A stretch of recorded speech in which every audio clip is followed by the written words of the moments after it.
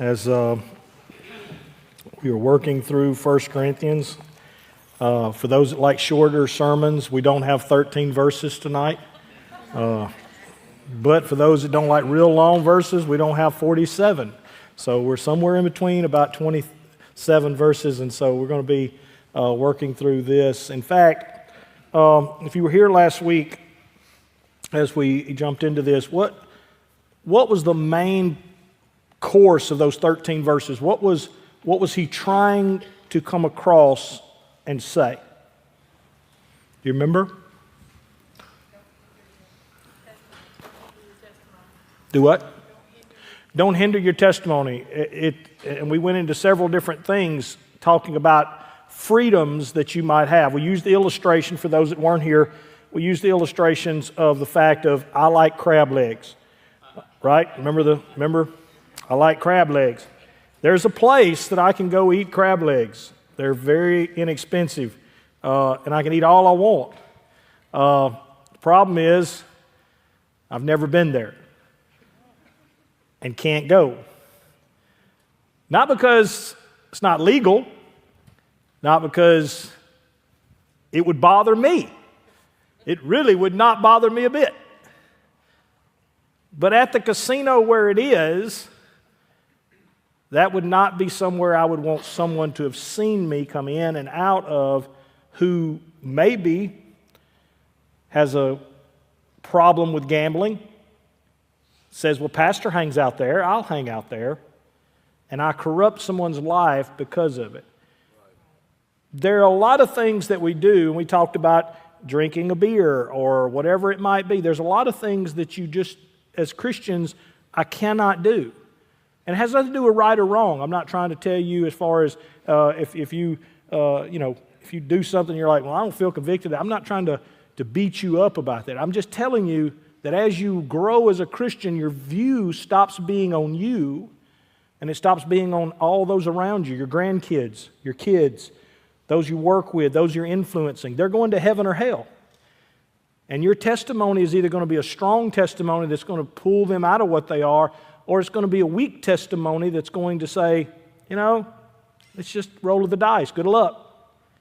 And so Paul is trying to tell them that at the end of this, he says, and he finishes with this strong statement, if it offends my brother that I would eat meat, in other words, meat that's been in a sacrifice to an idol or has been in a bad market or whatever it may be, if it offends my brother, then I won't eat meat ever again. I won't ever touch it again. That's pretty strong. But that's Paul's mindset, and so I wanted to kind of touch on that before we jump into this chapter. Because this chapter he's going to describe a lot more and going to go into deeper understanding of this thought. Why I do what I do and the process that I do it. I've called this tonight, as far as this chapter, The Crown. I know there's Game of Thrones, there's all these different movies out. There's one somebody told me said called The Crown. So it's amazing how we love those movies where see who's going to end up on the top and see who's going to win and who's going to kill who and who has to, throw somebody off a bridge and whatever they have to do to get to the top. That's what we're always kind of wanting to see happen in our world. Well, in the kingdom, it works the same way. It just works differently. And Paul is going to deal with that tonight and describe that for us tonight. There's 3 different points that I'm going to bring out. And number 1 will simply be this, and it'll work us through the first 18 verses. That you are worthy of your pay. You are worthy of your pay. Or you're worthy of the respect. You're worthy of someone calling you sir, or you're worthy of somebody calling you ma'am. You're worthy of what you've earned. You're worthy. That's the first thing you need to settle in your life, is that you're worthy of whatever it is that you feel like that's owed me. Okay, so understanding that, Paul's going to jump into this mindset. Here again, we're still transitioning, because the question he's answering is what? Can I go into a temple or can I go into a market and eat meat that's been offered up to idols? That's the question that we're working through still from chapter 8. And he's just going to go a little deeper in this and answer this for you a little better. And I said it has nothing to do with us today in that way. It has to do with us maybe going to a casino or some way that we act or something that we do that would be a bad illustration to someone. So here we go. Am I not free? So he's just told you that he wouldn't eat meat. Just told you he'll never do it again. And then he jumps into this and he says, am I not free? Am I not an apostle? Have I not seen Jesus our Lord? Are you not the result of my work in the Lord? Even though I may not be an apostle to others, surely I am to you, for you are the seal of my apostleship in the Lord. This is my defense to those who sit in judgment on me. So Paul is starting to transition. He's saying, okay, we're going to talk about worthiness. Am I worthy? He says, I'm an apostle. I'm someone who saw Jesus Christ. Now, he saw him on the road to Damascus, and he's not saying I just saw a light. He's not saying I just saw a shadow or I just heard a voice. He said, I saw him. So much that I saw him, it blinded me. So much that I saw him that they had to carry me away. But I saw him with my eyes. My eyes couldn't comprehend it. My eyes couldn't take it. Now, this is the difference. Remember John the Revelator? The Bible says that on the Lord's day he was in the Spirit. Well, in the Spirit he saw Jesus. Okay, in the Spirit you could handle that. Paul says, but in my flesh, when I saw the resurrected Christ and he just appeared to me on the road to Damascus, he said, couldn't handle it. Knocked me off my horse. Everybody else was falling down. I went blind. This was a major, and he says, you are the proof of this because you are my workmanship. The fact that I have established the Corinthian church, the fact that you are my people. He said, there's some people that may not believe my story. There's some people that may not believe what I've said. They may say, he just made all that up. But you are the proof that I'm telling the truth. Just like if someone was to say, oh, do you think Pastor Lott's real? Well, after 30 years, you have proof. Whether I'm a fly-by-night, a quack, or whatever whatever somebody said through the years. Okay, well, that's what Paul's saying. He's saying, guys, if anybody ought to be standing up and saying, no, Paul's the real deal, you ought to be the one saying that because you're what I produced. You are what I produced. So, verse 4. Understanding this, that I am an apostle and that I am right up there with Peter, James, John, the whole 9 yards. Let's go a little deeper. Don't we have the right to food and drink? Now notice how he changes this. It's not me anymore, it's we. Don't we, all the apostles, all of those who saw Christ face to face, don't we have a right to food and drink? Do we have the right to take a believing wife along with us, as do the other apostles, as the Lord's brothers, and even Cephas or Peter? So he says, listen, Peter's wife travels with him. The other apostles, we don't hear this in the other Gospels as far as Matthew, Mark, Luke, and John, but they're mostly all married, Ben.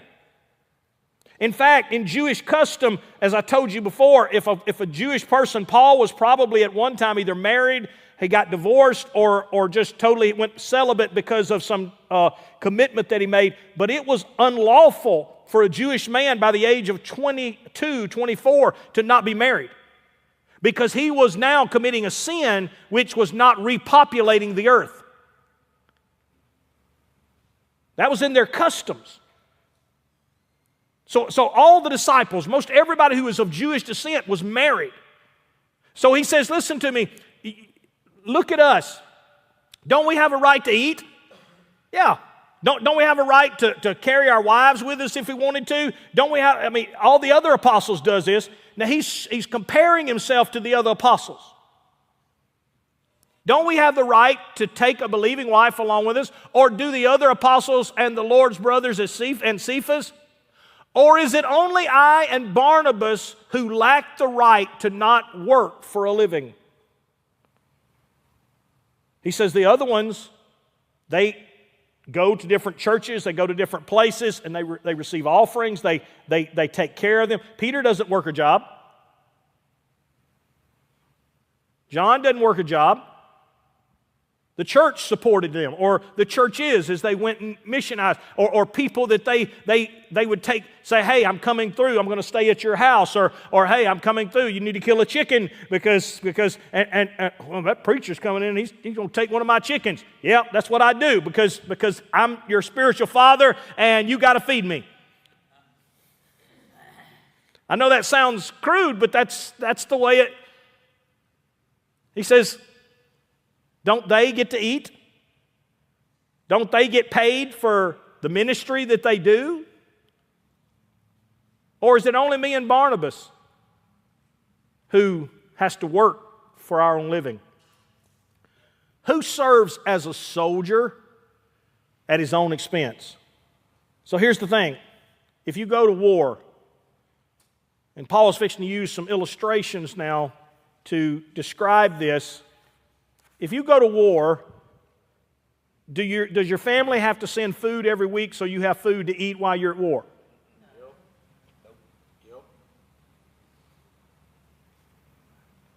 Who's feeding you?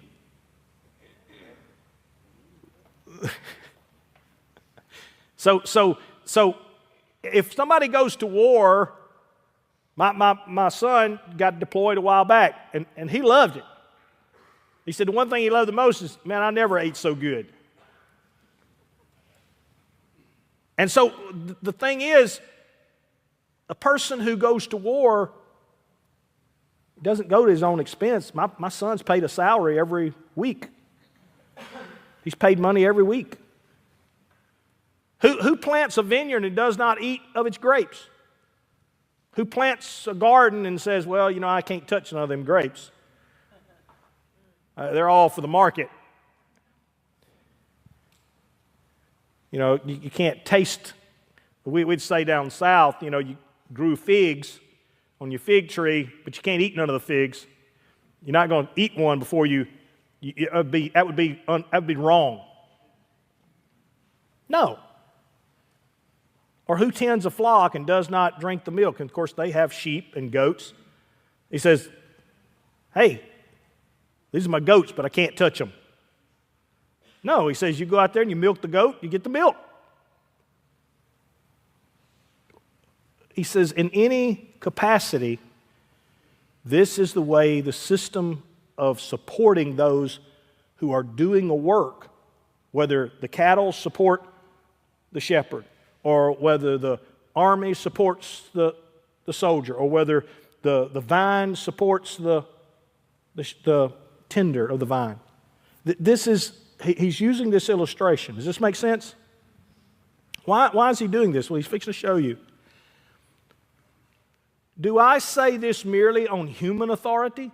So he says, is this just me just saying this is the way the world works? Is this the way the world works that this is how it happens? I say this merely as authority. Does the law say the same thing? Is there a law that says this is the way it should be? Well, let's look. For it is written in the law of Moses, do not muzzle an ox while it is treading out the what?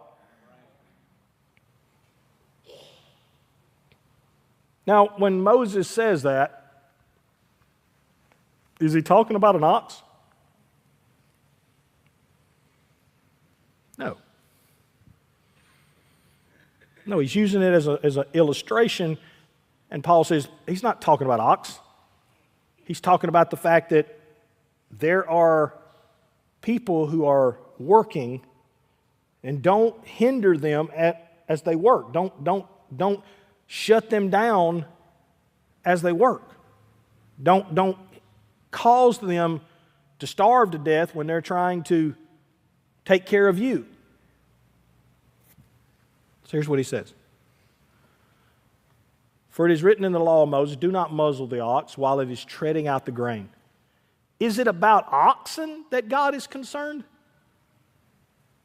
Surely he says this for us, doesn't he? Yes, this was written for us because whoever plows and threshes should be able to do so in the hope of sharing in the harvest. Now this is as we get further in this, I'll stop. I got to get through some scriptures here.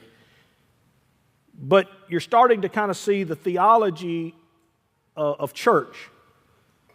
And some of the things that we do to create problems, not that they have to be problems, but we create them to be problems. Notice who he said had a wife.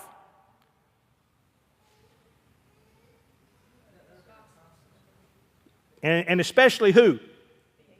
Peter. Who was the first pope? Any Catholics? Peter. And what's one of the main teachings of the Catholic Church? Can't be married. First pope in the Catholic Church was married. I hate to break it to him. You see how we'll take something and say, oh, ministers shouldn't be able to. And look at how much trouble the Catholic Church stays in because they've created a rule that's not healthy for all the people that's in that. Not saying they're not called, but probably locking them up in a big building all by themselves is probably not the safest thing to do for 30 years. Does this make sense? What he's saying is, in his writings, Paul is saying, listen to me. Don't muzzle, don't try to limit, don't try to put rules as far as litigation on somebody who's trying to do God's work. No more than you would anybody who raised cattle or somebody who raises. Now, Paul is doing this not for the fact he's fixing to take up an offering. But I want you to notice what he's fixing to do. He's just saying that this is normal. Look at the person beside you and say, you're worthy of your pay. That's all he's proving, is that you are worthy of your pay. And that's a wonderful thing. If you are a brain surgeon in here tonight and you make $300,000 every time you cut somebody's head, God bless you. I sure hope you pay tithes. It would be nice. But I'm not telling you, oh, well, we ought to cut your pay in half. I mean, that's a lie. It's just too much money for what you do. And if you're a farmer in here and you're successful and you got 1,000 head of cattle and I don't want you to sell them and make sure you stay to here. No, you've worked hard. And I hope you have barbecues sometimes and you go slaughter the cows sometimes, and I hope you have good cookouts, and I hope you have, it's nothing wrong with that. And all Paul is saying is, as you're working in life, don't muzzle the fact that you have to enjoy it as you go along. That's normal. Surely he says for us, yes, this is what is written, because whoever plows and threshes is able to do so in the hope of sharing in the harvest. If we have sown spiritual seed among you, is it too much if we reap a material harvest from you? So now he's transitioning, and so now it gets more personal for me, even me.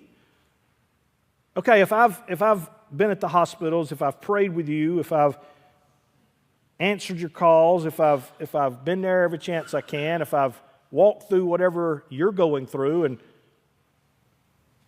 if I've studied every week and preach every Sunday, and if I do all that I do, would it be anything wrong if I say, hey man, is it all right if I borrow your truck? Hey, would it be all right if I borrowed, your four-wheeler? I got something I need to do. I need to borrow. If I have spent my life helping you grow spiritually, would it be anything wrong for me to to take what I would need, materials, so that I can keep. Oh, now you're getting personal, Brother Lot. It was all right as long as you didn't want to mess with any of my stuff. And this is what Paul is asking. If I have sown seed among you spiritually and done this, am I asking too much if I reap a material harvest? Would it be anything wrong? Because Cephas gets paid, and James gets paid, and John's getting paid, and everybody else is getting paid. Not to get rich. They're all going to die martyrs. He said, but if they take something to make sure they can get to the next town and preach, or they make sure they can keep doing what they're doing, is there anything wrong with that? That's something you have to answer. The world don't have a problem with anybody else. But them sorry preachers, man, they don't work but a day and a half a week. Don't want nothing but your money. I know y'all have never heard that.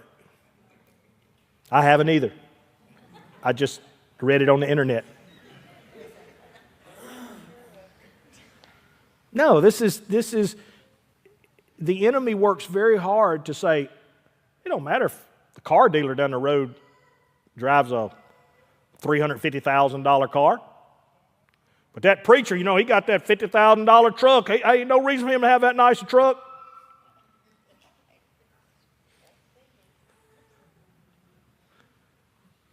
You see somebody else go by in something, you would say, boy, I wish I had that. If I drive by in that, that's a pitiful thing right there. Pitiful. That sorry preacher.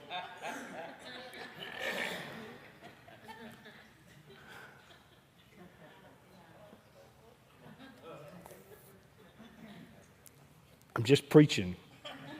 I didn't write this. I'm just telling you what it says. If we have sown that, then verse 12, if others have this right of support from you, shouldn't we have it all the more? In other words, let's take your boss. If others have this right and your boss looks at you and says, hey, I need you to stay a couple hours today. We got some real busy and we need you to stay a couple hours. What do you say? Oh, yes, sir. Yes, ma'am. If Pastor Lott says, hey, I need to pick up some limbs out here this Saturday, I could really use some help, you say, I hope somebody helps him.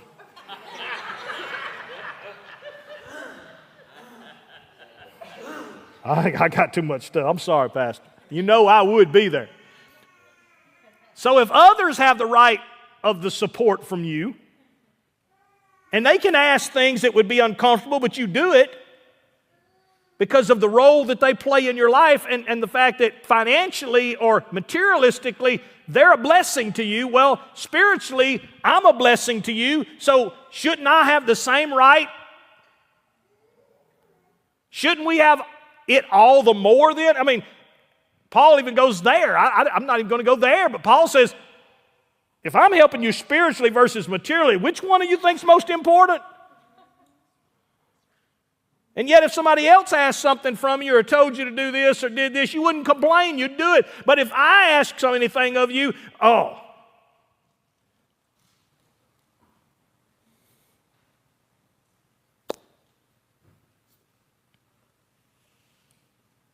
But we did not use that right.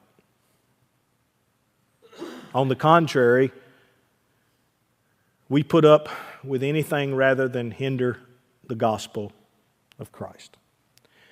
Here's what Paul is saying. All of that was right for us to do. Through the years, when I first moved here, I paid myself to preach. I wasn't just the biggest tithe payer in my church. I was about the only tithe payer in my church. That stayed that way for 5-6 years until we finally built the first building, started to grow a little bit. And even then, I worked as an assistant manager at Morton, the grocery store. And then finally ran the snow cone stand. Well, why was you doing that? Because what was happening is, as people were growing and people were becoming, I had more people to take care of. So by the time you reach 100 people per se, guess what? I've got 300 of cousins, aunts, people in hospitals, people here. I got weddings. I got this and that. It's very hard to tell your boss, I won't be here very often. And that's what I reached. Because that was just, we grew into that. But I understand this because from the very beginning, it was not that I came here or anyone came here and said, hey, y'all need to pay my stuff.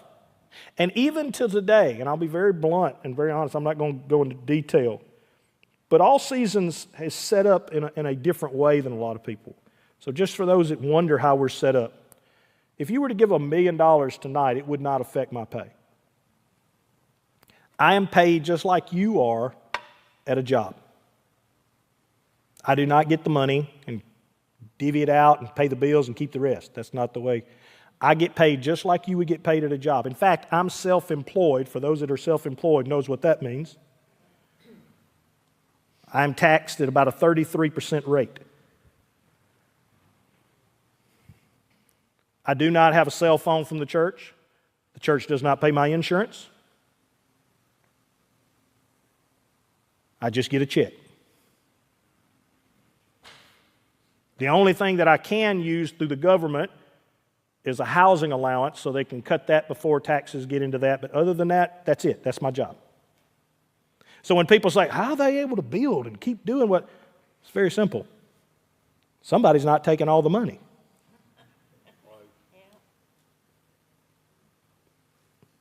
I drive a 4-cylinder pickup with 180,000 miles on it.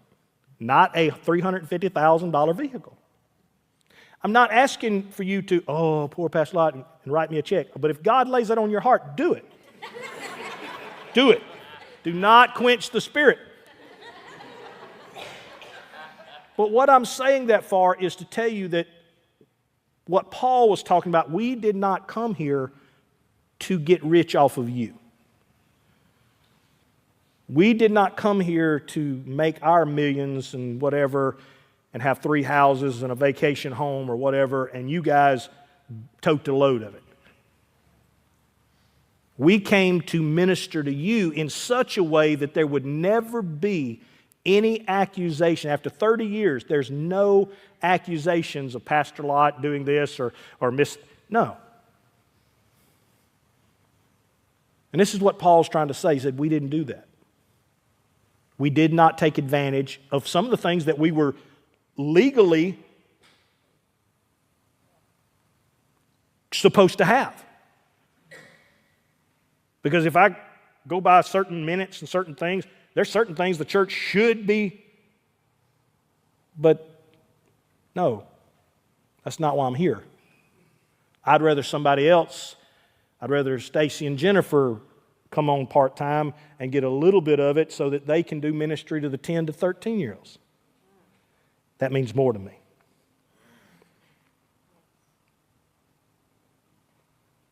That we can have staff, more staff than most people. Like, how do y'all have all this staff? Because we just divvy it up. We just all work what we need to work. Rest of them work part-time, whatever they got to do. And you know what? We all make a living. We ain't going to starve.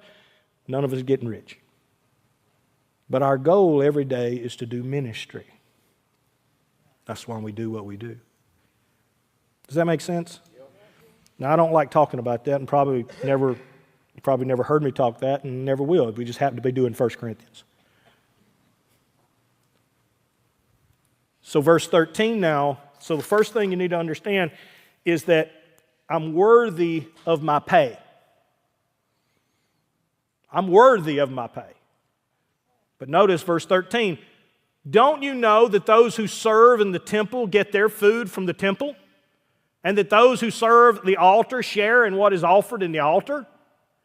In the same way, the Lord has commanded that those who preach the gospel should receive their living from the gospel. Now, I'm blessed the fact that over time, years, the congregation has grown where I can do that. And that is a blessing. But I'll be honest with you, you can ask my wife, I wish I could work at Walmart tomorrow. I do. I'd love to go back and be a stalker. Just stock shares.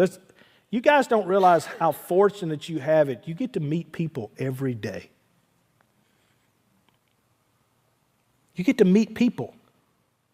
I get to wait for the phone call, the problem, the situation, and people come to me.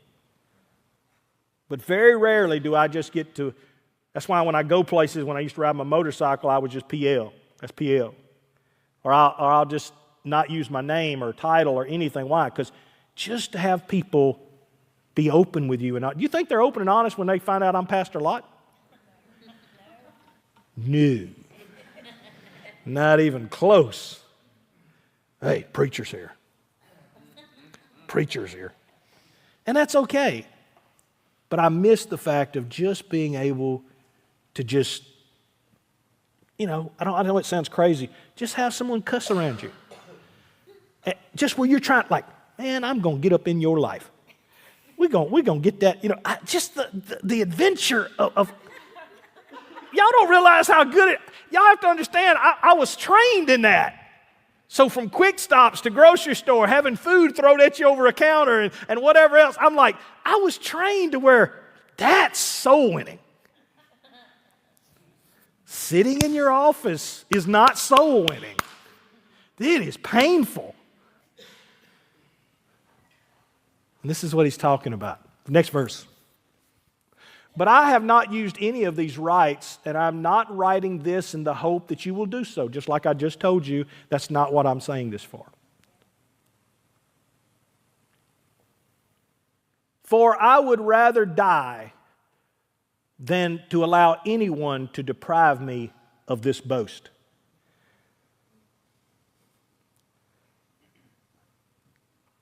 I hate to say it. It feels good when I can say exactly what I do, because it carries weight with it. It's like, let me tell you about me. I can boast in the fact that I haven't done that. I haven't abused that. I haven't taken advantage of that. If you don't believe me, I'll show you my checking account. And he says, I boast in that. Why? Listen. For when I preach the gospel, I cannot boast, since I am compelled to preach.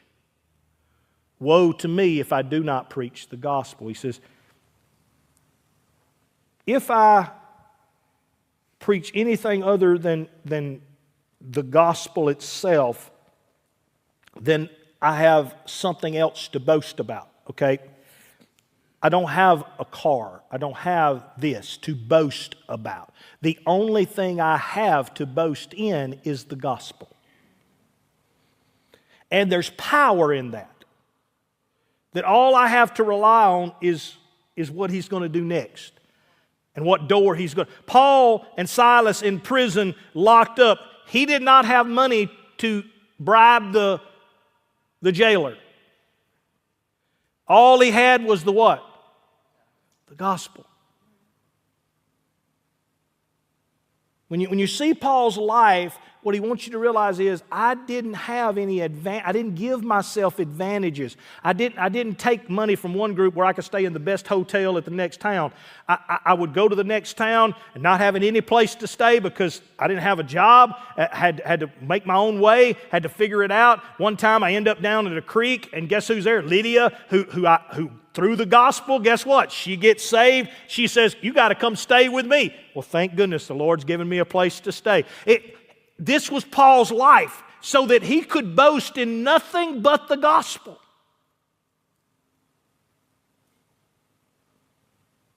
That's a tough life.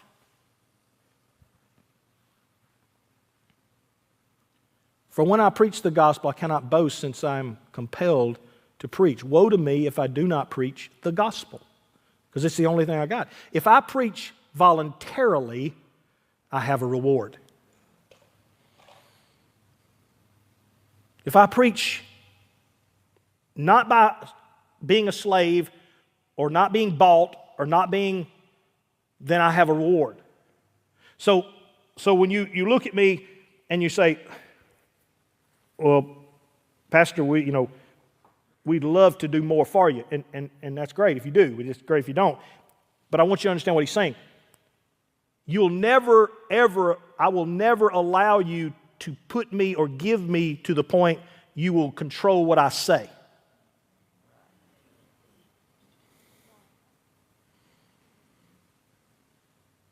Paul says, I'll never allow you to take my boasting away. You're never going to come back and say, well, I bought you dinner.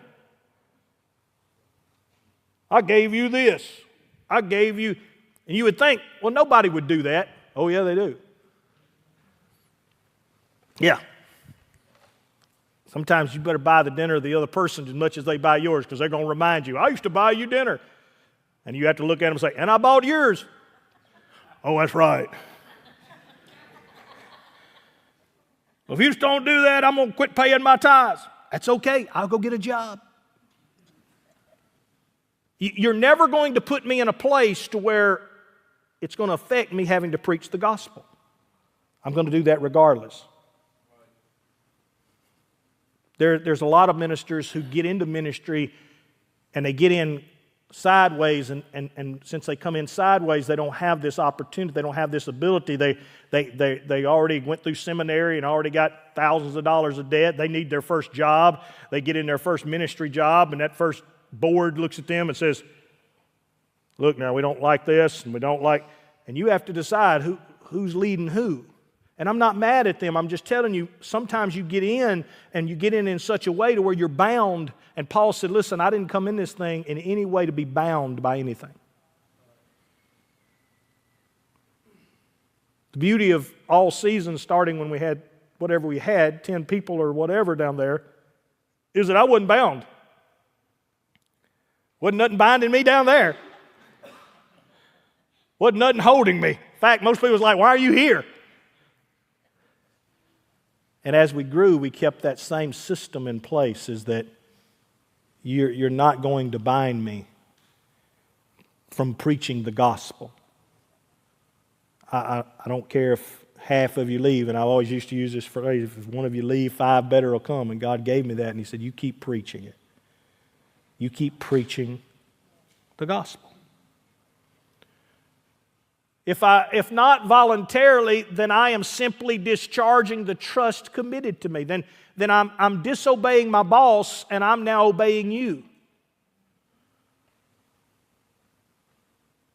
I've walked away from the commitment that the whole purpose of getting in the ministry was to obey God. But now I've walked away, and I'm obeying you. What then is my reward?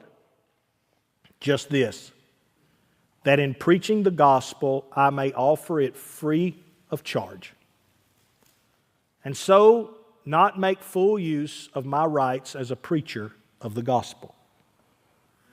There's not a one of you that I've ever prayed for or ever talked to or ever counseled. I don't care if we did marriage counseling, I never charged for that. I never charged for sitting down with me. I never charged for prayers. I never charged for anything you've ever needed. Why? So that I may preach the gospel free. That's the freedom of the gospel. And so not make full use of my rights as a preacher of the gospel. All right? Number 2. Any questions? So Paul is first saying, I'm worthy of my pay, but I haven't taken advantage of it. I'm worthy of what I've done, but I haven't abused it. When you see churches that fall apart or have problems, that's usually where it's going to come from. Somebody has abused something that they weren't supposed to abuse. Doesn't make them horrible people, doesn't make them, it's not what I'm saying. There's a lot of pressure and a lot of opinions, and there's a lot of directions you can go in ministry all the time. You could choose this or choose that or okay this, and it becomes very difficult, and you have to stay very clear-minded on the fact of, listen, the only reason I'm here and the only thing I'm here to do is to preach the gospel. All the other stuff doesn't matter. Now, I beat myself up a lot of times about that because the business side of my brain is like, man, you could have got into rental houses, or you could have done this. One of the things I've always wanted to do that I never have done because I didn't have no money is the boat storage. Man, guys, that's the easiest business in the world. All you got to do is build a shed, 80 feet long, 20 foot wide, cut them up into 15-foot sections, run a 115 rechargeable outlet, bust them up into 10 different blocks or whatever. 10 times 150 a month is what? That's a good living. That's exactly. Blondie understands that. That's a good living. That you don't have to do nothing. I ain't talking about you ain't got to rake, you ain't got to mow, all you got to do is tell them where to send the check. And if they don't, you lock their boat up until they send it. I thought, that's so easy. God's like, we ain't got time for that, Tim. I'm like, you don't have time for that, but I got some time. So I understand. And you have to laugh. Paul's not being ugly to them. He's just pointing out, guys, look at me. I haven't taken advantage of you. So number 2 goes to this. If I'm not taking advantage of you, then what am I? Number 2 is this, that I become a slave to everyone. I become a slave to everyone. I know that sounds strong, but that's my role. Whatever you need, that's what I do. I have sane ponds, mowed grass, prayed, helped people, got them in and out of hospitals, taken them to cancer visits. Through the years, you name it. I've been part of your family. Just whatever you needed or wanted, and that's nothing trying to pin roses. It's just the job. And Paul is, remember now, what question is he answering? What's the question he's answering? Remember chapter 8? So you don't forget. When you get off of this now, your brain starts to get off. Oh, he's talking about this. No, he's still answering one question. What's the question? Can I eat meat that's been offered up to idols? And what he's trying to do to this group is tell them, if you have the right heart, then you're going to think of the other people around you more than you're going to think of yourself. That's what I do. That's what he's saying. That's what I do. Take my example. You're my workmanship. You should be following my example. Verse 19 now, so let's look at it.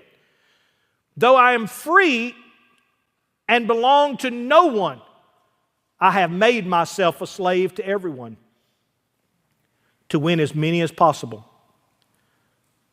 To the Jews, I became like a Jew. To win the Jews, to those under the law, I became like one under the law. Though I myself am not under the law, so as to win those who are under the law.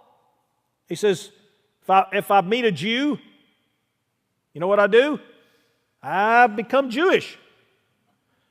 I do everything correctly. I do it the right way. I got my hair right. I got my clothes right. I speak right. I treat them with respect. I do everything I'm supposed to do. Why? So that I might be able to preach the gospel to them. Through the years, it's funny, if I go to a Baptist church, I'm going to dress like a Baptist. This is going to sound funny. If I go to a Pentecostal church, guess what I'm dressing like? I'm getting the suit and the ties out, baby. We getting all slicked up, man. We're going, whatever I'm in. And then if I'm hanging around bikers, I look like I do now. But a lot worse usually. And you're like, because I tell people all the time when I would work up here, I said, look, don't be embarrassed of your pastor. If I go up and eat at town, just if I got shorts or I'm working and I'm all nasty, I said, I promise you, I'm working.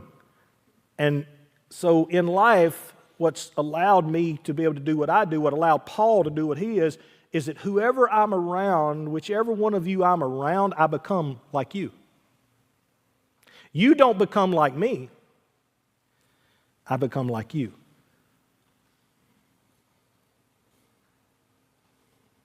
I've been invited to Hispanic families and all different types of parties and wonderful events there. And I just have fun just like everybody else as much as I can.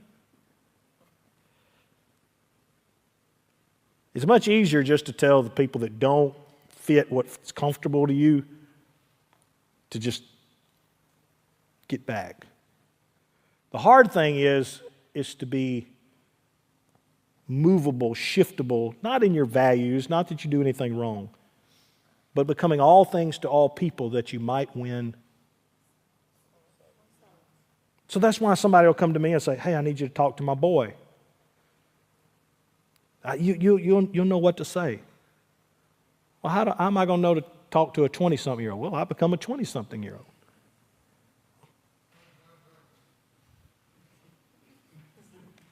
I talk like a 20-year-old. I don't bring out theology and talk about regeneration and justification and it's like, dude, what you up to? Well, I've been doing this. Man, that's pretty sweet. And I guess the most that can happen is when they walk away, they look at their dad or they look at them and say, I like that preacher. And I'm like, yes. Why? Because now I've got a door. It's not that I come in and try to impress you. It's that I want to be where you are. If you're hurting, I'm hurting. If you're crying, I'm crying. If you're laughing, I'm laughing.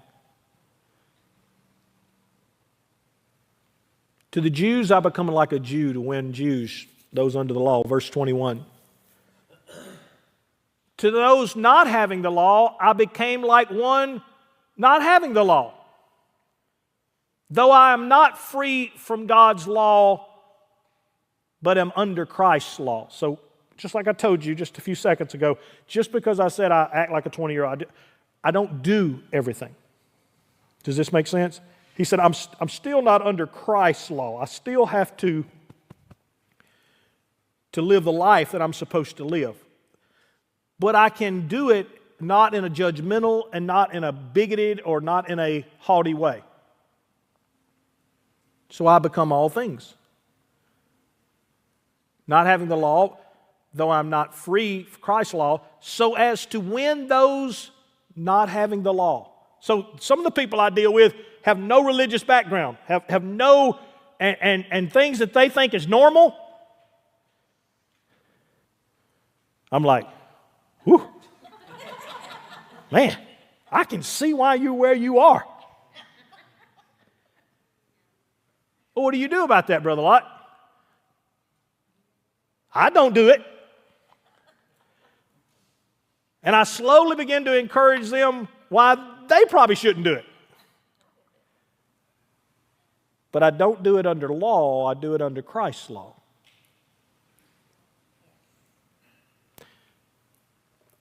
To the weak, I become weak to win the weak. I have become all things to all people, so that I, by all possible means, I might save some. That's what I've done in Forest. That's what Pastor Lott does every day. Whoever walks through my door, I try to meet you at wherever you are. And let's introduce Christ where you are. Some people I meet and they're like way up here. I'm like, oh man, we can talk about God. And some people I meet and it's like, I never went to church a day in my life. Okay, well then that's where we need to start. And so this is what you do. My preaching does this. I got several compliments just the other day and on the one I just did on salvation, the adult version. Because people's like, I never heard that. I never heard that way. And when I was with someone just a few days ago, they said my wife, my fiance, was just crying, sitting there listening. And I thought, yes. Why? Because, okay, I'm connecting. I'm taking something that is very difficult and trying to make it applicable. That's what we do as Christians. It's not that whether you impress somebody by what you know, it's whether you can connect with somebody you know. Verse 23. I do all this for the sake of the gospel, that I might share in its blessings. See, you are my blessing. So there's nothing you will ever give me, nothing you will ever buy me, nothing you'll ever do for me, although once again, don't let that stop you. But none of it will compare to what you mean to me as just being in my life. There's no amount of anything that means more than my mind goes to different pictures, and I see Doug Wedgeworth and I see Jeff Mitchell sitting on the front of my old boat that I had, and they were not going to move on that boat. It was pretty wavy that day when we was out on the coast, and they were sitting there and they had their rod and reels. And I was driving and trying to get them on some spots. And man, I didn't tell them, but I about fell off the front of that boat 2 times trying to get the anchor down. It was rough. It was rough, man. And I knew if I fell off, but none of them knew how to come get me. I was like, it's over. But I still can see myself sitting there driving the boat and parking and getting it stopped and getting it anchored and sitting there. And they would not get out of their chairs. They just take their bait would come off or whatever, and they just take the reel and dip it backwards. And I would bait it back up, and I said, "You ready to go?" And I was just sitting there baiting their hook, and man, they was catching them whiting, and man, they were having a ball. And I thought, and one of them was one of the guys that was with us. He passed away a short time ago. He was the third one. And I think about him.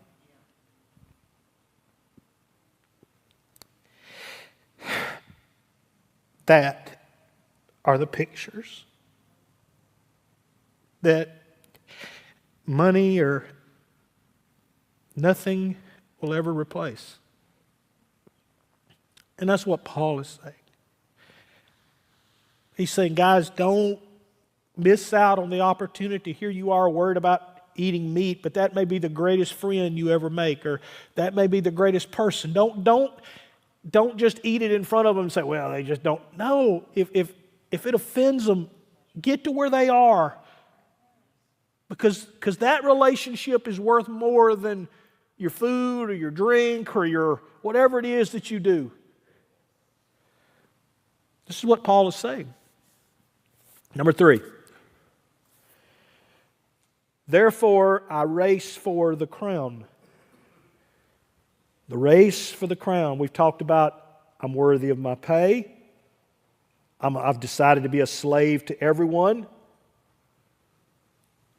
But my ultimate goal is my race for the crown. Listen how he sums it up. Do you not know that in a race all runners run, but only one gets the prize? Now that's not an exclamation point, that's a question mark. Notice it's not an exclamation, it's a question mark. We always read it like, and one gets the prize. No, that's not what he's saying. He's saying, question mark, one gets the prize? No, it is the enjoyment of all of them running. Anybody ever watch Chariots of Fire? That's a great movie because it shows you the joy of just running. That each one was running because eventually it's just what they love to do. Running their race, reaching their destiny, becoming the best they could be. That was the goal. And then running against others meant that I'm just judging myself against how good I've become versus someone else. And when I'm watching someone and they're outrunning me, it's not because they're better. It's because, man, they've unloaded weight and they've become better and they've become stronger and they've worked themselves to become a better runner. And it challenges me. Do you not know that in a race, all the runners run, but only one gets the prize? Run in such a way as to get the prize. Everyone who competes in the games goes on strict training. They do it to get a crown that will not last.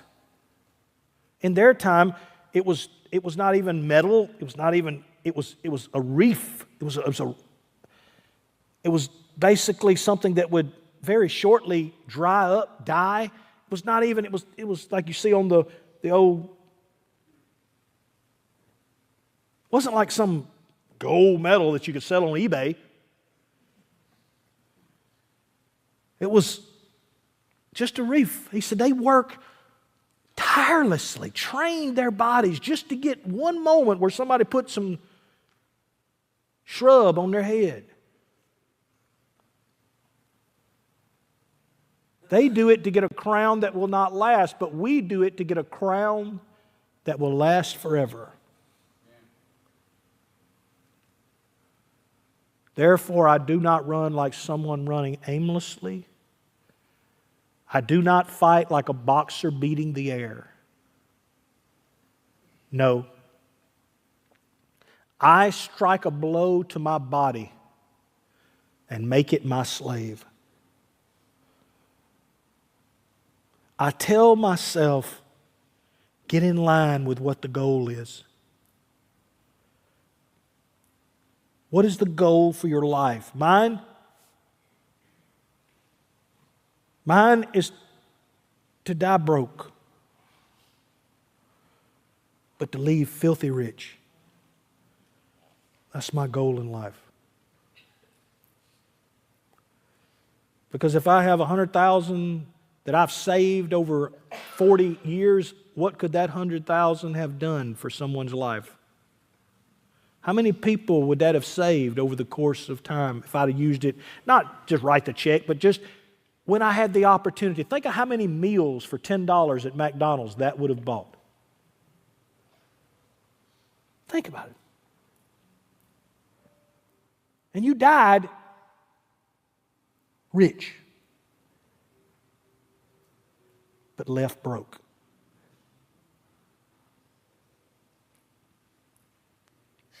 My goal in life is to die broke.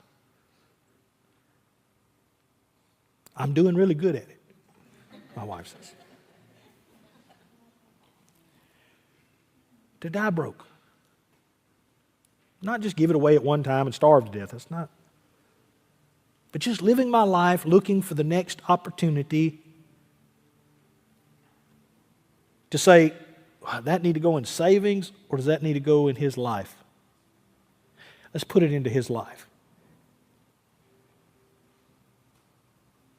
And don't get me wrong, you need to create something, because we can't feed you when you retire one day if you ain't got no money forever.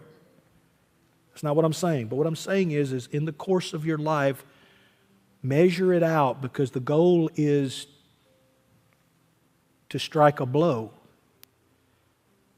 to my body and make it my slave, so that after I have preached to others,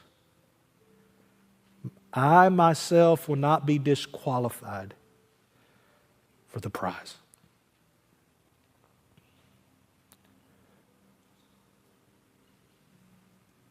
The worst thing that could happen to Tim Lott would be that I have all this security, cars in my driveway, all the extras, and not just what I need, but the extras, and I died. And God looks at me and says, you're not qualified for this prize. And we're not talking about salvation. Paul's not talking about that. What he's talking about, the prize of being the person who shares the gospel, who wins, the prize of being a winner. God, where was I? Oh, you was way back there in the pack, Tim. Man, we was wondering if you was ever even going to get here. You was running so slow.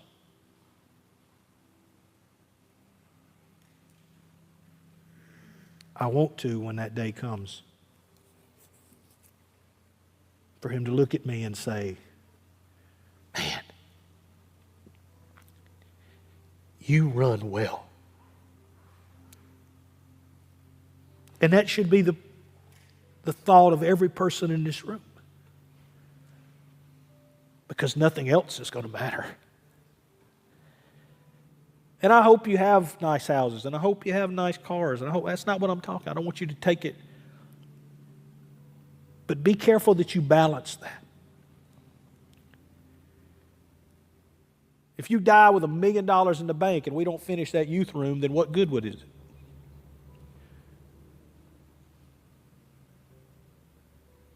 Those 50 kids that were going to get saved, we just never got there. Balance your life. My job is to be unbalanced. That's why I have to be out front. That's my job, not yours. But I'm to be such an example to you, hopefully, that it challenges you to be balanced. That's all. I hope that you have wonderful things and you have a wonderful life. But just don't lose balance. Don't forget how to run.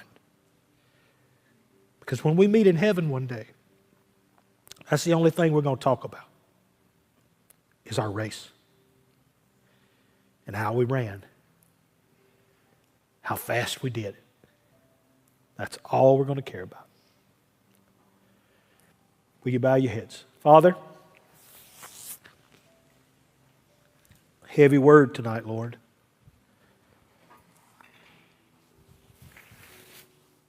I pray that I have not tried to boast or in any way